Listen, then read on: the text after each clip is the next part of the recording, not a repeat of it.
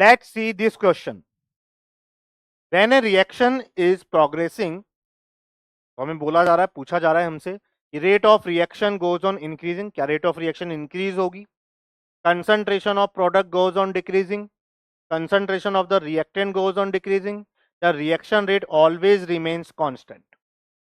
ठीक है, बात करते हैं इस पे। अपन क्या बोल सकते हैं कि भाई जो आपकी रेट होती है वो डिपेंड कैसे कर रही है, कि भाई ये आप बात करें रेट ऑफ रिएक्शन और कंसंट्रेशन के बीच में, यदि हम ग्राफ बनाएं किसी भी रिएक्शन की रेट और कंसंट्रेशन के बीच में जब हम ग्राफ बनाते हैं, तो भाई आपकी कोई भी रिएक्शन हमने ले ली, मान लीजिए ये रिएक्शन है ए टेंड्स टू बी, ठीक है। तो यदि हम यहाँ पे बात करें कि भाई मान लीजिए t इक्वल टू 0 पर आपकी कंसंट्रेशन ए की स्मॉल ए है, ठीक है, इनिशियली, तो टी टाइम पर कितना हो जाए, कुछ ना कुछ इसमें से डिक्रीमेंट देखने को मिलेगा क्योंकि प्रोडक्ट बन रहा है, ठीक है। तो ए माइनस एक्स हो गया, तो बी कितना हो जाएगा, एक्स बनेगा, ठीक।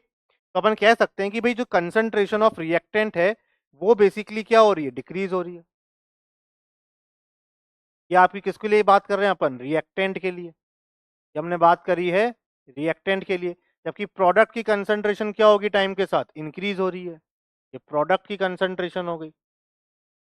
ये हमने प्रोडक्ट की कंसंट्रेशन के बारे में बात करी। तो भाई आपका कंसंट्रेशन जो है रिएक्टेंट की वो डिक्रीज हो रही है, जबकि प्रोडक्ट की क्या हो रही है, टाइम के साथ इंक्रीज होगी, ठीक है। ये हम टाइम के बीच में बोलते थे कि टाइम जैसे जैसे चलेगा वैसे वैसे ये कहानी हमें देखने को मिलने वाली है। ये कंसंट्रेशन ऑफ प्रोडक्ट हो गया, ये कंसंट्रेशन ऑफ रिएक्टेंट हो गया, ठीक है। तो यहाँ पर हमसे क्या पूछ रहा है, यहाँ पे हमसे ये कह रहा है कि क्या आपकी रिएक्शन की जो रेट है क्या वो इंक्रीज करेगी।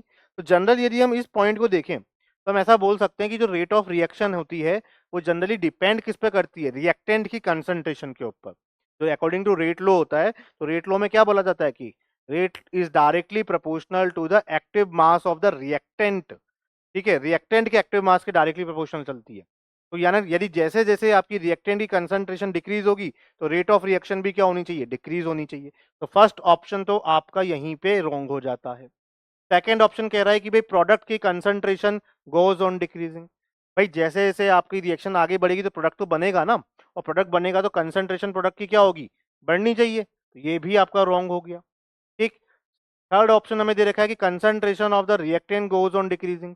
हाँ, ये आपका करेक्ट हो गया कि भाई जैसे जैसे रिएक्शन प्रोसीड करेगी आपकी रिएक्टेंट की कंसंट्रेशन क्या हो रही है, डिक्रीज हो रही है, जिससे किसी भी केमिकल रिएक्शन की रेट भी क्या हो रही है, डिक्रीज हो रही होगी, ठीक है।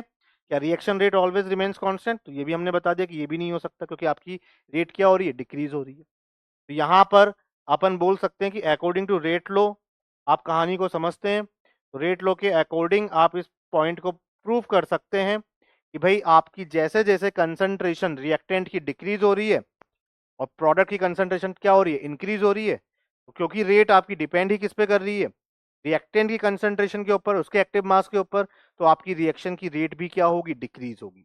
यहां से हमें मिला है ऑप्शन सी। Thank you.